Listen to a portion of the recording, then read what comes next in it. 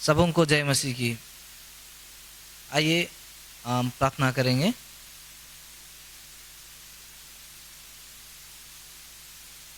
सब बच्चे जहाँ जहाँ पे हैं अपना घर में हैं, कृपया घुटने टेके आदर के साथ हम जो जीवित परमेश्वर के चरण तले हम झुके। आइए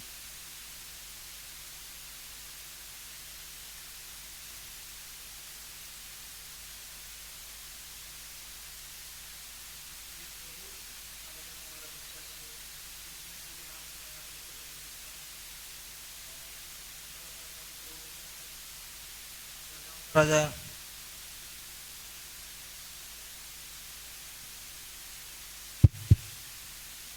आप राजाओं का राजा प्रभुओं का प्रभु हैं, सामर्थ्य परमेश्वर हैं।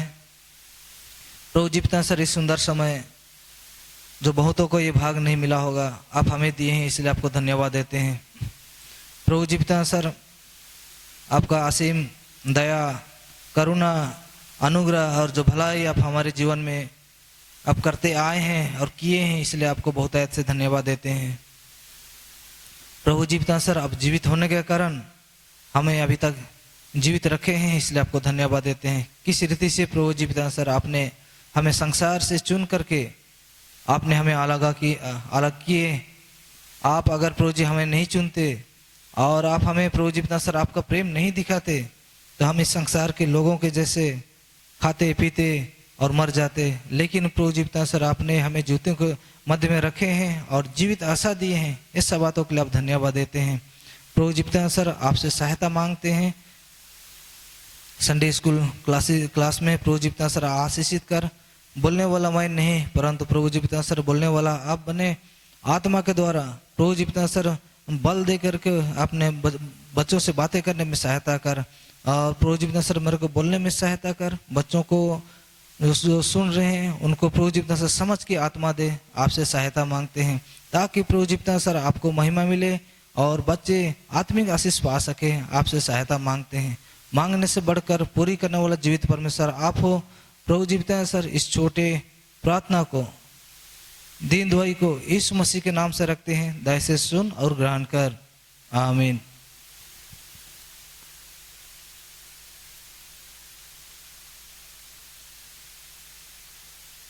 आइए हम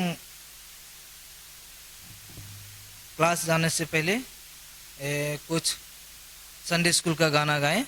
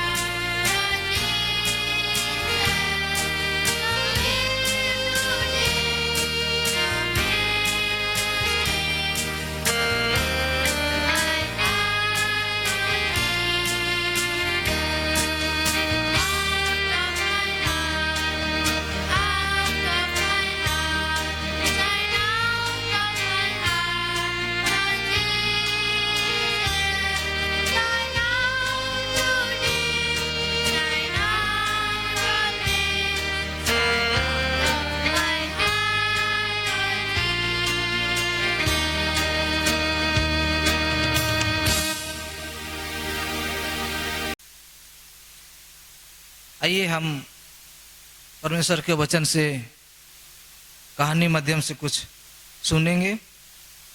बीते समय हम सुने थे आकान के विषय में। आकान किस रीति से आकान के पाप के कारण इस्राएलियों को हार का सामना करना पड़ा। जो जैसे एक छोटा सा नगर था, उसमें बहुत सारे कम लोग थे, लेकिन आकान के पाप के कारण वो छोटा नगर को भी इस्राएलियों हार गए। और वो आकान का पाप था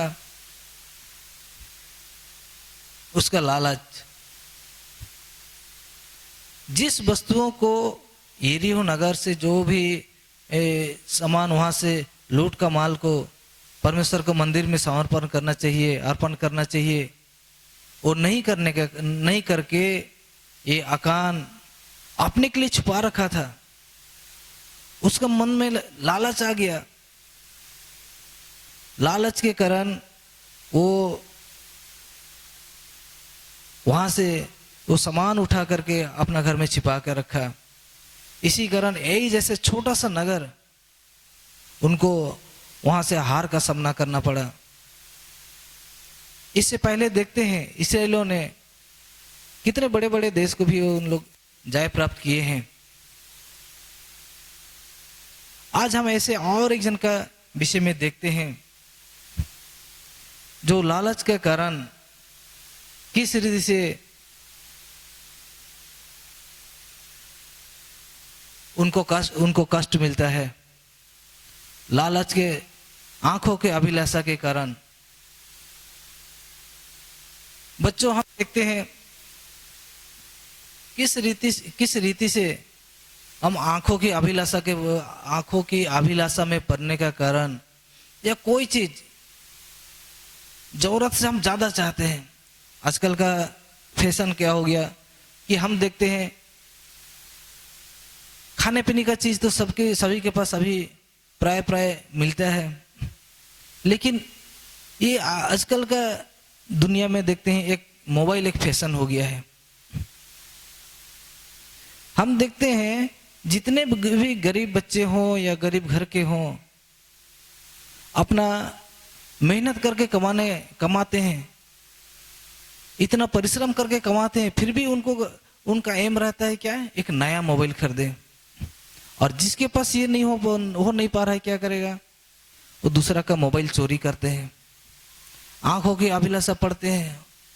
वो हमेशा मोबाइल का चिंता उनमें लगे रहता है। उनका बड़ा मोबाइल, उनका एंड्रॉयड मोबाइल, उनका ये है वो है, और उनका मन पहले वो आंखों की अभिलाषा में पड़े, फिर उनका अंदर में लालच आ गया। लालच के कारण उनके पास उनको पाने का जो चाहत बढ़ गया। अब किसी रीति से उनको नहीं मिल रहा है, वो करे तो करे क्या, लास्ट में उनको क्या करना पड़ता है, चोरी करना पड़ता है, या मम्मी पापा का पॉकेट से कुछ पैसा निकल के कलेक्शन करके अब मोबाइल खरीदे, या कहीं से चोरी करें। ऐसे अवस्था में पड़ जाते हैं। आइए हम बाइबल में एक ऐसे व्यक्ति को देखते हैं कि वो आंखों के अभिलाषा में पड़ने के कारण किस रीति से उनको तकलीफ का सामना करना पड़ा, किस रीति से उनको दुख उठाने का सामना करना पड़ा। हम पढ़ेंगे दूसरा राजा 5 अध्याय। दूसरा राजा 5 अध्याय में यह लिखा है, इसके विषय में लिखा है, नामन कोढ़ी का शुद्ध किया जाना। अब बच्चों सभी जानते हो नामन कोढ़ी किस रीति से शुद्ध किया गया, और हम लोग संडे स्कूल में भी गाना गाते हैं, डुबकी लगाया रे बाबा डुबकी लगाया। उसी के विषय में आज हम थोड़ा मनन करेंगे। 5 अध्याय का 1 से 14 वचन तक हम देखते हैं नामन कोढ़ी के विषय में किस रीति से वो चंगा होता है, उसके विषय में लिखा है। 5 अध्याय के 1 वचन में लिखा, आराम के राजा नमन नामक सेनापति स्वामी की दृष्टि में बड़ा और प्रतिष्ठित पुरुष था। नामान वो आराम राजा के उस समय में वो क्या था, बहुत प्रतिष्ठित और उसका स्वामी की दृष्टि में बहुत प्रतिष्ठित था और सेनापति था। जैसे कि अभी हमारे देश के बड़े सेनापति होते हैं, उनका कितना इज्जत होता है, उनके हाथ में देश की सुरक्षा रहता है। ऐसे उस समय में वो आराम के राजा के दृष्टि में वो नामान कोढ़ी बहुत प्रतिष्ठित था। और उस समय क्या किए, अरामी लोग ने इस्राएल में जा करके वहां से एक छोटी बच्ची को बंधुआई करके ले गए थे नामान की पत्नी की सेवकाई करने के लिए। जब वो बच्ची नामान कड़ी का ऐसा अवस्था देखा तो उसने क्या बोलता है, यहाँ देखते हैं। उसने अपने स्वामिनी से कहा, 3 वचन में, उसने अपने स्वामिनी से कहा, यदि मेरा स्वामी समरोन के भविष्यवक्ता के पास होता तो क्या ही अच्छा होता, क्योंकि वह उसको कोड़े से चंगा कर देता। या वो भविष्यवक्ता एलिशा के विषय में बता रहा है वो, यदि मेरा स्वामी समरोन के भविष्यवक्ता के पास होता तो क्या ही अच्छा होता, क्योंकि वह उसको कोड़े से चंगा कर देता। वो बच्ची जानती थी, वो परमेश्वर का बड़े बड़े काम वो बच्ची सुनी होगी, देखी होगी, इसलिए वो अपना स्वामी ने जो नामान कोढ़ी की पत्नी को ये बात बोलती है। तो नामान के अपने प्रभु के पास जाकर इस्राएल के जो इस्राएल लड़की के इस प्रकार कहती है बोल के आराम के राजा ने कहा, तू जा, इस्राएल में एक राजा के पास एक पत्र भेजूंगा। तो नामान कोढ़ी अपना जो राजा था, आराम के राजा, उसके पास जाके कहता है कि राजा, मेरा यहाँ इस्राएल के जो बंधुआई करके लाए थे एक बच्ची ऐसे ऐसे बोलती है, तो मैं क्या करूं। तो आराम के राजा ने बोलता है, मैं एक पत्र लिख के देता हूं और जा इस्राएल के राजा के पास, और उसके संग में वो क्या करता है, तब वह 10 किक्कर चांदी और 6000 टुकड़े सोना और 10 जोड़े कपड़े साथ लेकर रवाना हो गया। और वो पत्र लेकर के वो इस्राएल के राजा के पास चले गया और उसके साथ उनके लिए गिफ्ट में देने के लिए, अगर मैं चंगा हो जाऊंगा तो उसके लिए क्या, उसके लिए कुछ दूंगा बोल के वो 10 किक्कर चांदी और 6000 टुकड़े सोना और 10 जोड़े कपड़े साथ लेकर रवाना हो गया। वहां से चले गया वो इस्राएल के राजा के पास। और इस्राएल के राजा के पास जाने के बाद जब उनके पास पहुंचा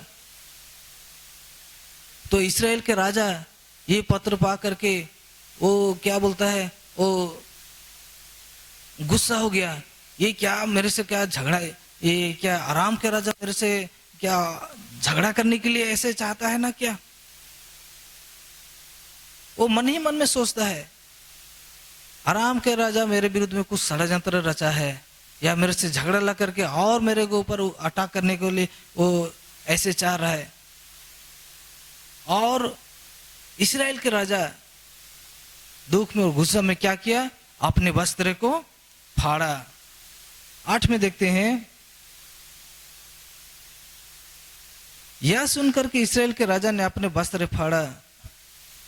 वो यह सुनकर वो पत्र को फाड़ करके वो सुना और क्या अपना वस्त्र को क्या कर दिया, वो फाड़ दिया। जब परमेश्वर का दास एलिशा जब मालूम चला कि इस्राएल के राजा अपना वस्त्र फाड़ चुका और फाड़ा, तो वो काला भेजा, तूने ये वस्त्र क्यों अपने वस्त्र को फाड़े। उसको दुख लगा। एलिशा दुखी होकर के कहता है, अपने अपना वस्त्र क्यों फाड़ दिए। फिर एलिशा कहता है कि उसको मेरे पास भेजो।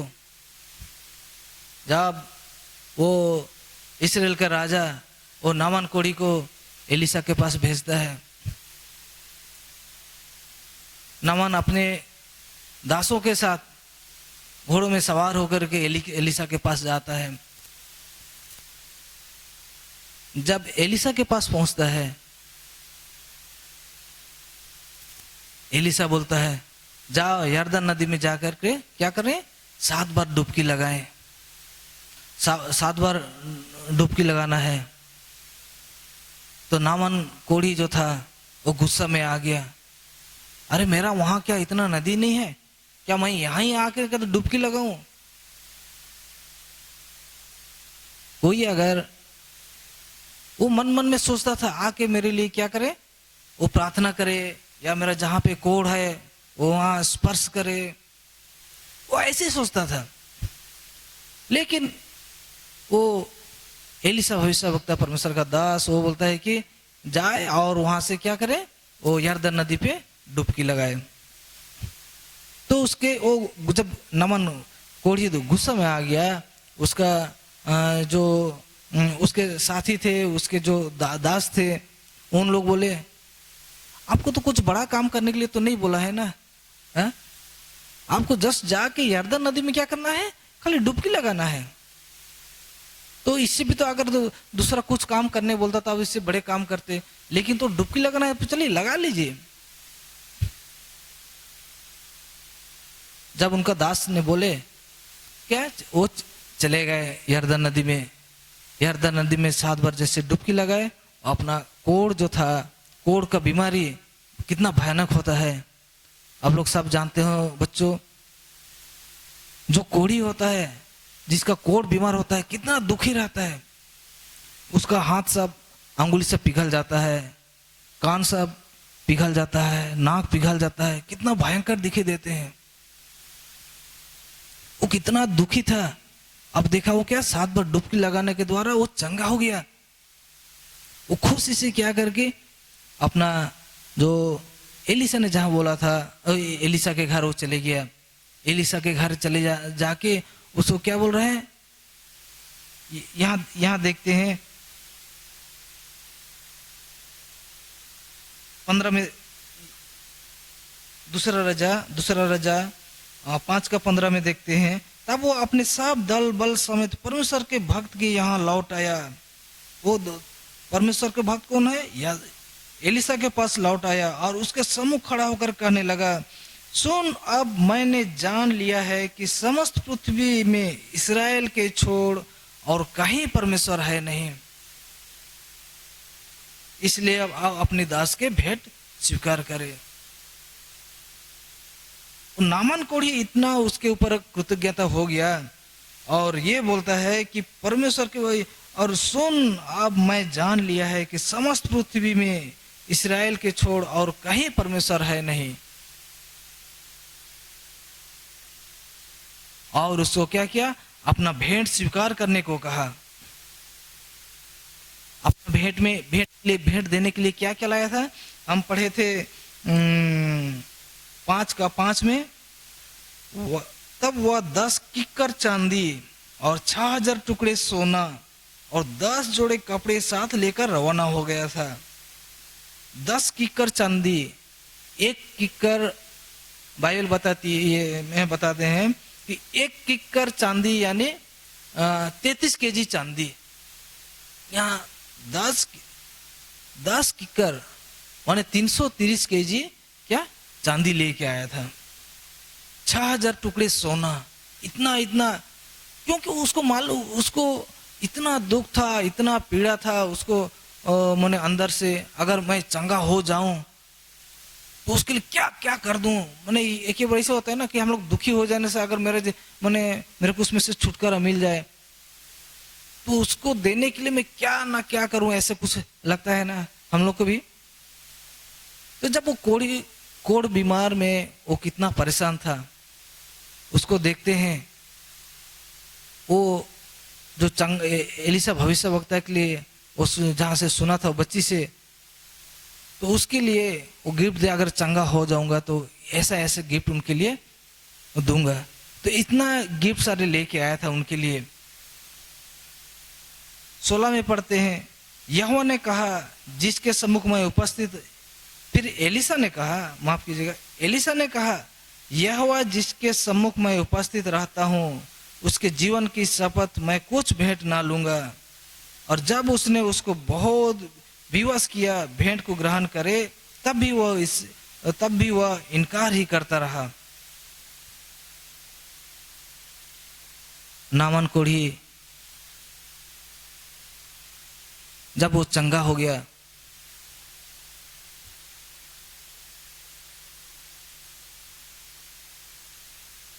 एलिसा के पास आकर के अपना भेंट ग्रहण करने को कहा और उसको इतना विवश कर दिया कि उसे भेंट ग्रहण किया जाए, क्योंकि वो पहले बहुत दुखी था, अभी वो चंगा हो गया, अपने आप को देख रहा है, हाथ पैर सब ठीक हो गया, माने कान नाक सब एकदम ठीक हो गया, इसलिए उसको विवश कर दिया। लेकिन परमेश्वर का दास एलिसा ने कहता है यहोवा जिससे सम्मुख में उपस्थित रहता हूं उसके जीवन की शपथ मैं कुछ भेंट ना लूंगा। और जब उसने उसको बहुत विवश किया भेंट ग्रहण करे, तब भी वो इनकार ही करता रहा। वो किसी प्रकार की वो भेंट लेने का एलिसा ना चाहा। फिर भी वो नामान विवश करता रहा। तब नामान ने कहा अच्छा तो तेरे दास को 2 खच्चर मिट्टी मिले, क्योंकि आगे को तेरा दास यहोवा को छोड़ और किसी ईश्वर को होम बलि करके ना चढ़ाए। जब वो एलिसा भविष्यवक्ता किसी रीति से वो भेंट को ग्रहण करने के लिए ना चाहा, तो नामान कोढ़ी क्या बोलता है, अपने दास को 2 खच्चर मिट्टी दे दे ताकि मैं अपने वहां जा करके किसी को होम बलि करके ना, यहाँ दास यहोवा का छोड़ और किसी ईश्वर को होम बलि या मेल बलि ना चढ़ाए, और दूसरा किसी ईश्वर को होम बलि या मेल बलि ना चढ़ाऊं, परंतु जो इस्राएल के परमेश्वर उसी को चढ़ाए, ये उसका मनसा था।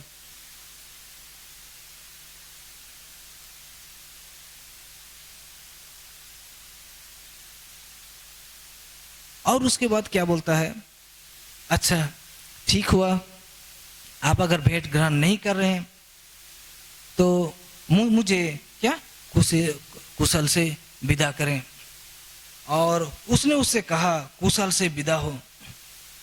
जैसे वो विदा होकर के अपने क्या आराम के ओर चले जा रहा था, उसी समय एलिसा के जो दास था, एलिसा भविष्यवक्ता के जो दास थे, उसका नाम क्या है आप सभी जानते होंगे, क्या, गिहाजी।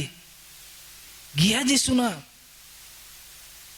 हमें लगता है कि जब ये क्या बोलते हैं नामान कोढ़ी जब वो उसके पास हमारे एलिसा के पास जब गिफ्ट देने के लिए जो उनके पास लाए थे, उन सबको शायद देखा होगा जरूर, तभी तो या क्या बोलते हैं उसका बात सुना होगा, आपके लिए ये ऐसे लाए हैं बोल के। जैसे ये नामान कोढ़ी चंगा होकर के अपना क्या बोलते हैं आराम की ओर जा रहा है, इसका अंदर में जो गिहाजी एलिसा का जो दास था उसके अंदर में लालच आ गया। वो सुना होगा कि ऐसे ऐसे गिफ्ट देने के लिए आए हैं, वो दौड़ करके पीछा करने लगा और मन में ये सोचा कि मैं क्या करूं, कुछ उसमें से कुछ ले आऊं। यहाँ कितना लाए थे, यहाँ पे 10 कीकर चांदी और 6000 टुकड़े सोना और 10 जोड़े कपड़े साथ लेकर। सुनने के द्वारा भी हमें को लालच उत्पन्न होता है, आंखों से भी देखा होगा शायद क्या क्या लेके आए हैं। दौड़ के उनको क्या किया, पीछा किया, और मन में अपना क्या झूठ बोलेंगे, कैसे करके उनके से कुछ भी गिफ्ट ले आऊंगा बोल के क्या किया, वो मन में सोचते गया। और हम यहाँ क्या देखते हैं, 5:20 में देखते हैं कि परमेश्वर के भक्त एलिशा का सेवक गेहाजी सोचने लगा, मेरे स्वामी ने तो उस अरामी नामान के ऐसे ही छोड़ दिया है कि जो वाले आया था उसने ना लिया, परंतु यहोवा के जीवन की शपथ, मैं उसके पीछे दौड़कर कुछ ना कुछ ले लूंगा। तब गेहाजी नामान के पीछे दौड़ा। नामान किसी को अपने पीछे दौड़ता हुआ, जब ये दौड़ा, नामान किसी आदमी को उसके पीछे दौड़ते हुए आते देखा। जब से आते हुए देखा तो नामान कोढ़ी जो नामान कोढ़ी था वो चंगा हो गया। वो क्या, अपना घोड़े से वो उतर गया। और उसने पूछा, सब कुछ कुशल खेम है? तो किसको पूछ रहे? गेहाजी को पूछ रहे, सब ठीक ठाक है? तो उसने कहा, हाँ सब कुशल है, परंतु मेरे स्वामी ने मुझे कहने भेजा है कि एफ्रेम के पहाड़ी देश से भविष्यवक्ता के चेलों में से 2 जवान मेरे यहाँ भी आए हैं, इसलिए उनके लिए 1 कीकर चांदी और 2 जोड़े वस्त्र दे।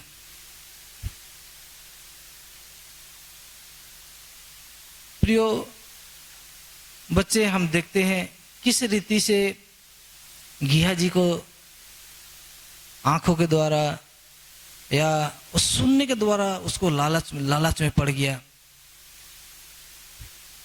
और जाके वहां नामान कोढ़ी था अभी चंगा हो गया, उसको झूठ बोल रहा है।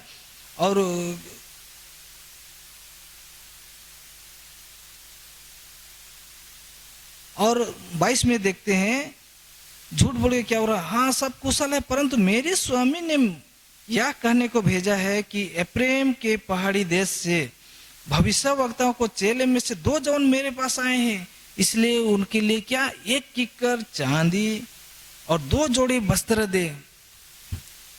वो क्या झूठ बोल के अपने मन से गढ़ी हुई बात को उसको बोल रहे हैं। पहले तो देखा, सुनने के द्वारा उसको क्या हुआ, अंदर में लालच उत्पन्न हुआ। इधर चांदी आया हुआ है, बहुमूल्य चांदी, सोना, इधर बहुमूल्य वस्त्र आया हुआ है, और कैसे मैं छोड़ दूं। और अपने मन में सोच करके ये एलिशा को दोष लगा करके एलिशा के माध्यम एलिशा को बोलता है, परंतु मेरे स्वामी ने मुझे ये कहला भेजा। क्या बोलते, एलिशा को मेरे स्वामी बोलता है, एलिशा मेरे को कहने भेजा है, ऐसे बोल के झूठ बोल के वो इससे क्या ले लेता है, उसे जो गिफ्ट के आकार में है उसको ले जाता है। नामान ने कहा खुशी से 2 कीकर ले ले। जब वो कहा कि 1 कीकर दे दे, वो खुशी से क्या किया, वो 2 कीकर इसको दे दिया। किसको? वो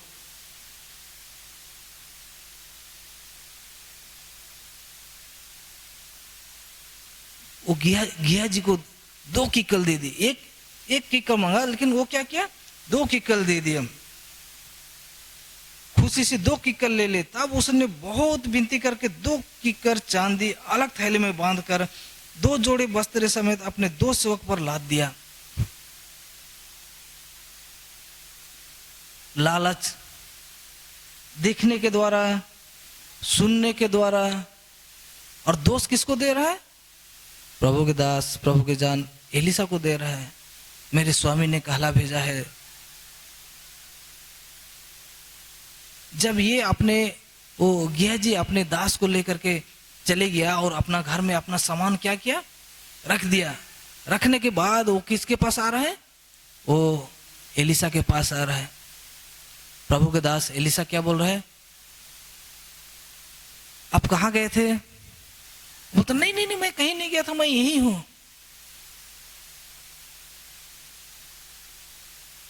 25 में पढ़ते हैं, तब वह भीतर जाकर अपने स्वामी के पास सामने खड़ा हुआ। एलिशा ने उससे पूछा, हे गेहाजी तू कहां से आता है?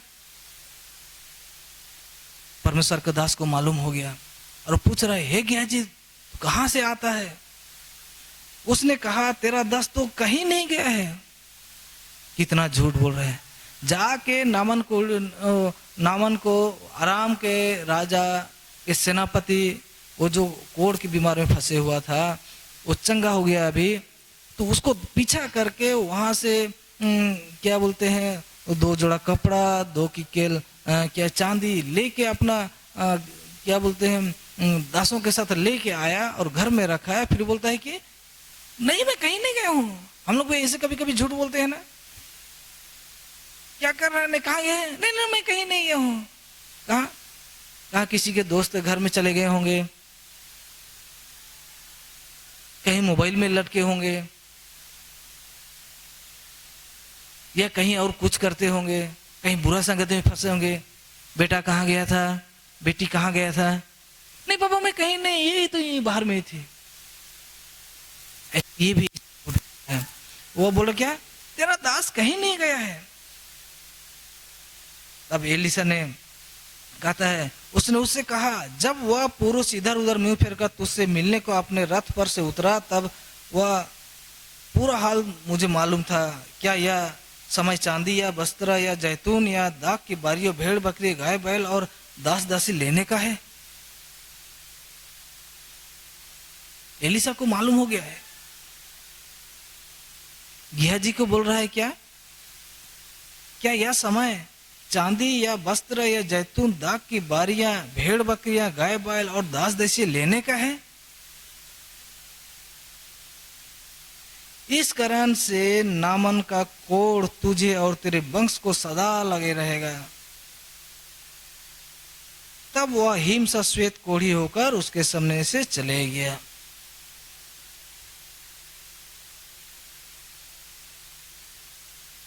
एलिसा क्या बोलता है, इस कारण से नामन के जो कोढ़ था, कोढ़ बहुत भयानक होता है प्रियो। ना कोढ़ियों के पास कोई जाने चाहता है, ना कोढ़ियों से कोई खेलने चाहता है, ना कोढ़ियों से कोई दोस्त करने चाहता है, ना कोढ़ियों बीमारी से जो कोई प्यार करने भी नहीं चाहता है।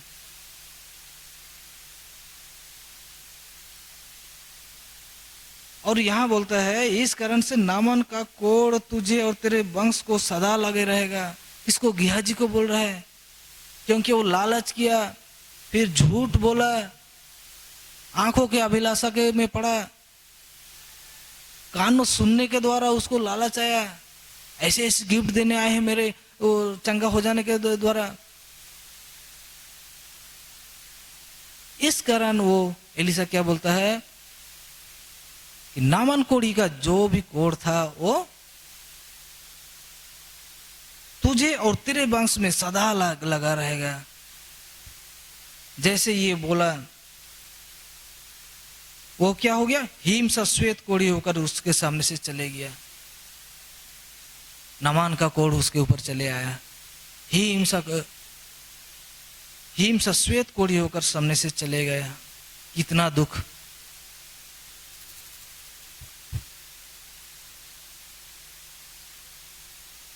बच्चे, हम देखते हैं, बीते क्लास में देखे, अकान के द्वारा पाप आया और छोटा सा यही नगर हार गए लालच के कारण। यहां देखते हैं एलिसा के सेवा गेहाजी किस रीति से वो आंखों की अभिलाषा में पड़ा। कान वो सुना जो प्रभु के दास एलिसा भविष्यवक्ता से जो नामन कोढ़ी बात कर रहे, जो गिफ्ट देने का जो क्या बोलते हैं उसको कृतज्ञता जो ज्ञापन जो कर रहा था, उसको सुना। वो 10 किक्कड़ चांदी, 6000 टुकड़े सोना और 10 जोड़े कपड़े, ये सब सुन के जो पाप में पड़ा, और पाप में पड़ने के कारण जो जिसको एलिसा ने मना किया था नहीं लेने का, किस रीति से नहीं लेने का जो ठान लिया था, लेकिन गेहाजी उनको पीछा करके वहां से जाकर के एलिसा के नाम से झूठ मूठ करके 2 किक्कड़ चांदी और 2 जोड़ा वस्त्र लेकर के आया और पाप किया। और पाप के कारण उसको क्या क्या दंड मिला, नामन का जो कोढ़ था उस इसके ऊपर चले आया। आज हमें भी बच्चों आज हमें भी ऐसा जरूरत है कि हम अपना आंखें को, अपना कान को, अपना चाल चलन को, अपना बोली वचन को किस रीति से उपयोग कर रहे हैं। कहीं हमारा आंखें हमेशा जो ना चाहने वाला वस्तु की ओर तो नहीं जाता है।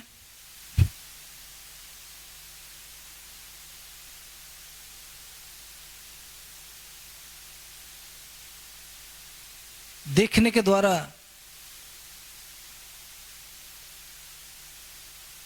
आंखों की अभिलाषा में तो हम कहीं नहीं पड़े हैं अभी तक। जो बुरा गीत, बुरा बुरा बुरा बातें सुनने का हम लोग का अंदर में लात तो नहीं पड़ गया है।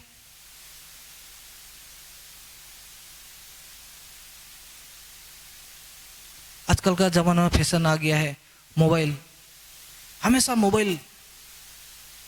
अगर हम प्रभु को उतना समय देते, आंखों के अभिलाषा में नहीं पढ़ करके, प्रभु को कितना महिमा होता। ये आंखों की अभिलाषा में पड़ा, कान की जो सुनने के द्वारा उसको लालच उत्पन्न हुआ और पाप में पड़ा, और उसका दशा क्या हो गया? कोढ़ बन गया, नामन का कोढ़ बन गया।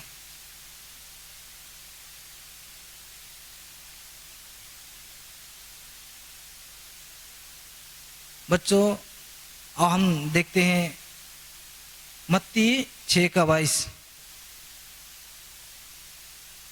मत्ती 6:22 देखते हैं।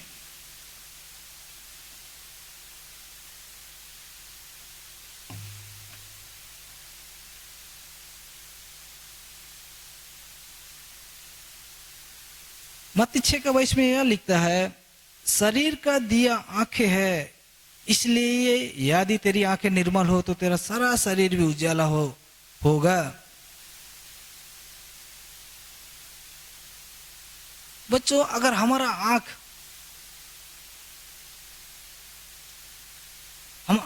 हमारा आंख क्या है? दिया है। अगर हमारा आंख निर्मल हो,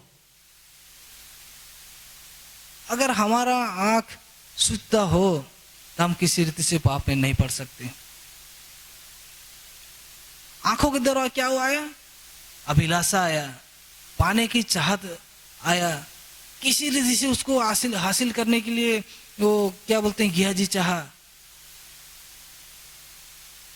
वो एलिशा भविष्यवक्ता के नाम में झूठ बोल के उस सामान को ले आया आंखों की अभिलाषा के द्वारा। यहां क्या बोलता है? यदि तेरी आंख निर्मल हो तो तेरा सारा शरीर उज्जवल होगा। यदि हमारा आंख अगर अशुद्ध में पड़ गया है, हमारा आंख में निर्मलता नहीं है, तो सारा शरीर क्या होगा? अंधेरा हो जाएगा, पाप हमारे अंदर में बस जाएगा। देखने के द्वारा प्रियो बहुत सारे हम पाप को कमा लेते हैं। बुरा फोटो, बुरा चित्र देखने से, बुरा पिक्चर देखने से, या किसी रीति से आंख, इसलिए लिखा है शरीर का दिया आंख है। इसलिए यदि तेरा आंखें निर्मल हो तो तेरा सारा शरीर उज्जवल होगा। सचमुच में आज हमारे आंखों, हम किस अवस्था में पाए जाते हैं? हमारे आंख कहां कहां देख रहा है? कहीं तो आज हम आंख की अभिलाषा में नहीं पड़ गए हैं। सुनने के द्वारा, आंखें के द्वारा हम पाप तो कहीं नहीं कमा रहे हैं।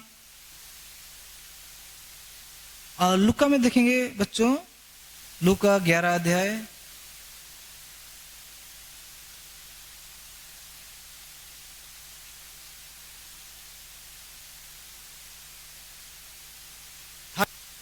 चौंतीस 35,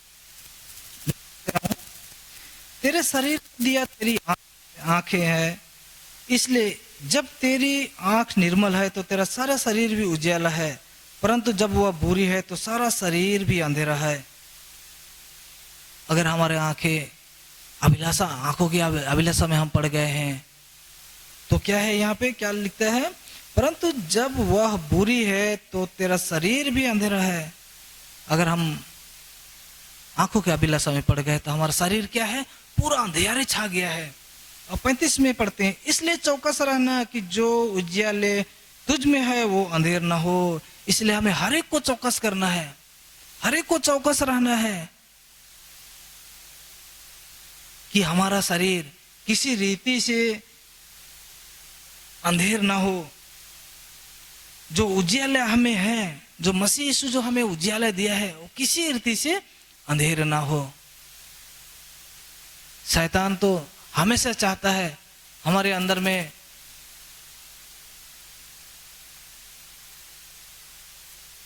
बुरा बुरा आंखों के द्वारा बुरा सोच विचार लाए और लोभ लालच लाए, हिस्सा डाल लाए। लेकिन अगर हम बाइबल में पढ़ते हैं, जब वो सामरी स्त्री से बात कर रहे थे प्रभु यीशु, तब उसको चेले लोग क्या किए, उसके लिए वो खाने के कुछ वस्तु मोल लेने गए थे। जब उधर से मोल लेके आए और उसका चेलों ने प्रभु यीशु को कहा आइए भोजन करिए, तो प्रभु यीशु क्या बोलता है, मेरा भोजन ये है कि मैं पिता का इच्छा पूरा करूं। वो क्या बोलता है, मेरा भोजन ये है कि मैं पिता की इच्छा पूरा करूं।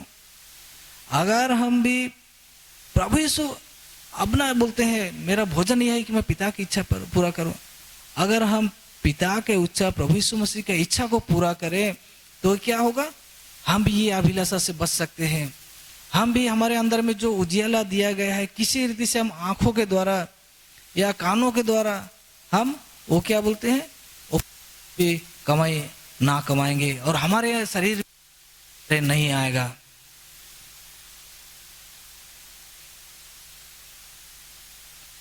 तो बच्चों, आज हम ये लेसन से ये सीखते हैं कि हमारे आंखों को, हमारे कानों को प्रभु को ओर लगाएं। अगर हमारे आंखें बुरे में पड़े, कुछ अभिलाषा में पड़े, तो हमारा सारे शरीर क्या हो जाएगा, अंधेरा हो जाएगा। और इस रीति से हमारे कानों को भी प्रभु यीशु के वचन के ऊपर लगाएं। जैसे प्रभु यीशु बोलता है मेरा भोजन ये है कि मैं पिता का इच्छा पूरा करूं। इसी रीति से अगर हम भी प्रभु की इच्छा अगर पूरा करें तो किसी रीति से हम भी आंखों की अभिलाषा या कानों की जो अभिलाषा बुरा चीज सुनने का, वो पुराना वो उसको क्या बोलते हैं हम लोग, उसको दूर हटा सकते हैं अगर हम परमेश्वर की इच्छा के अनुसार चले। और पहला यूहन्ना 2:16 देखते हैं। पहला यूहन्ना 2:16 में यह लिखा है, क्योंकि जो कुछ संसार में है अर्थात शरीर की अभिलाषा और आंखों की अभिलाषा और जीव का घमंड, वह पिता के ओर से नहीं परंतु संसार ही की ओर से है। सो बच्चों, आंखों की अभिलाषा ये परमेश्वर की ओर से नहीं, ये किसके ओर से है, ये संसार की ओर से है। तो ये सबसे बचने के लिए हमें जरूरत है कि हमें भी प्रभु यीशु जैसे कहता है कि मेरा भोजन ये है कि मैं पिता की इच्छा पूरा करूं, तो हमें भी परमेश्वर की इच्छा को केवल सुनना, केवल जानना, केवल पढ़ना ऐसे नहीं, परंतु उसके अनुसार हम चले भी। और आज का मेमोरी वर्स है पहला यूहन्ना 2:16। हर एक बच्चों का, बिगिनर का, प्राइमरी, जूनियर, सीनियर, सबों का ये कॉमन है। पहला यूहन्ना 2:16, क्योंकि जो कुछ संसार में है अर्थात शरीर की अभिलाषा और आंखों की अभिलाषा और जीव का घमंड, वह पिता की ओर से नहीं परंतु संसार ही की ओर से है। और जूनियर और सीनियर के लिए हम नीति वचन देखते हैं। मेमोरी वर्स नीति वचन 5 अध्याय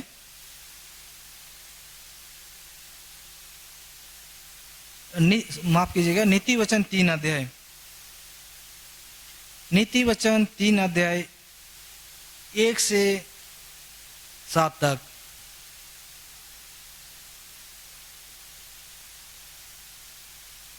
जूनियर सीनियर बच्चे इसको याद करके मोबाइल में रिकॉर्डिंग करके प्रभु के दास विनोद भाई के पास या प्रभु के दास तीतुस भाई के पास आप भेज सकते हैं। तो प्रभु इस वचन पे आशीष दे। तीतुस भाई आइए।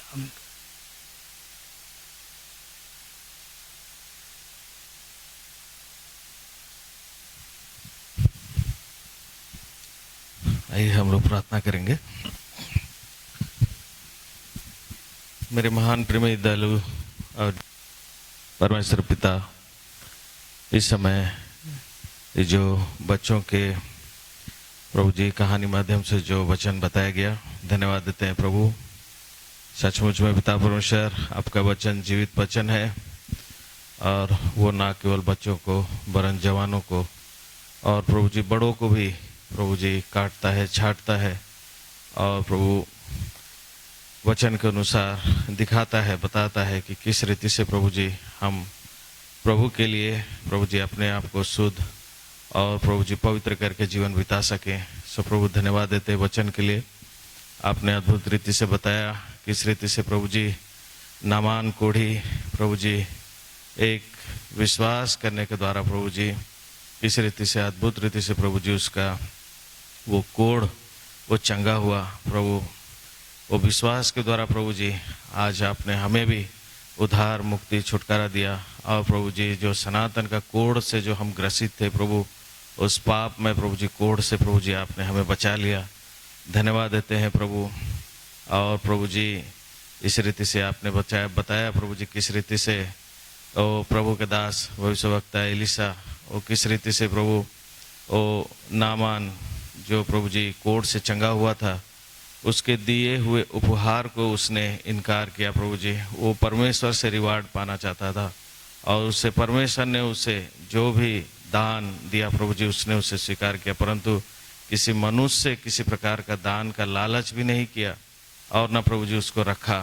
सो प्रभु देखते हैं प्रभु जी, लेकिन उसका जो दास गेहजी उसके जीवन में जो भयंकर प्रभु जी हमने प्रभु जी पाप को देखा प्रभु जी। आज आपने उस पाप के द्वारा हमें बताया कि आंखों की अभिलाषा प्रभु जी कितना भयंकर है प्रभु जी। पिछले दिनों में आपने ये भी बताया प्रभु जी लालच के द्वारा और प्रभु जी किस रीति से प्रभु आकान के कारण प्रभु जी पूरे इस्राएली प्रभु जी हार गए।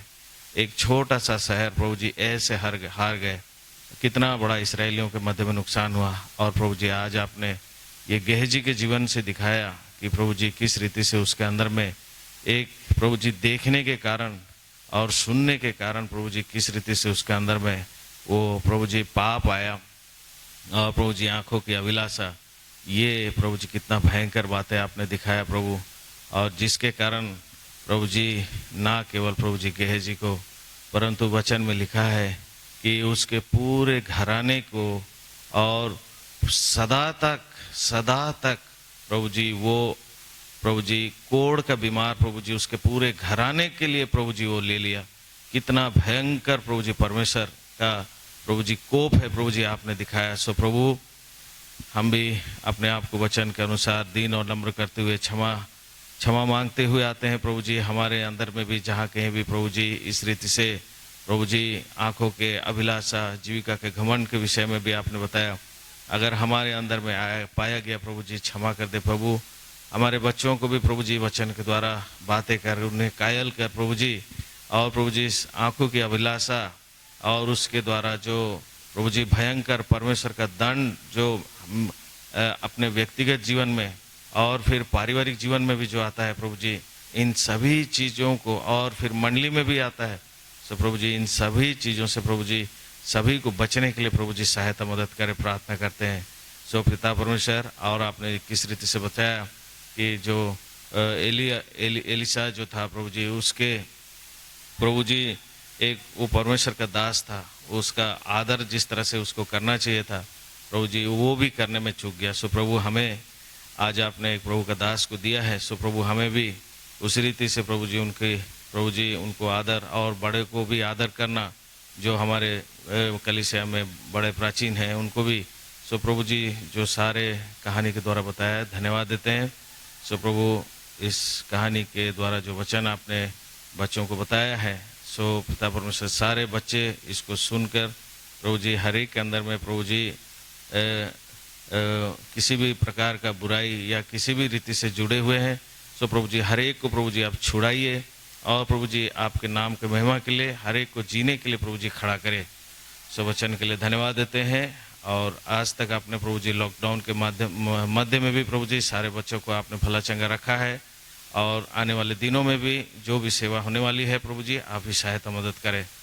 सो सारी बातों, सारी भलाई उपकार जो प्रभु जी एक एक के व्यक्तिगत जीवन में, पारिवारिक जीवन में और कलीसियाई जीवन में, आत्मिक जीवन में जो भी आशीषें दिए हैं, सारे भलाई उपकार और आशीषों के लिए धन्यवाद देते हुए ये मेरी इस छोटी सी प्रार्थना और आराधना प्रभु यीशु मसीह के नाम में चढ़ाते हैं। दया करके सुनिए और प्रेम से ग्रहण करें। आमीन। जय मसीह की।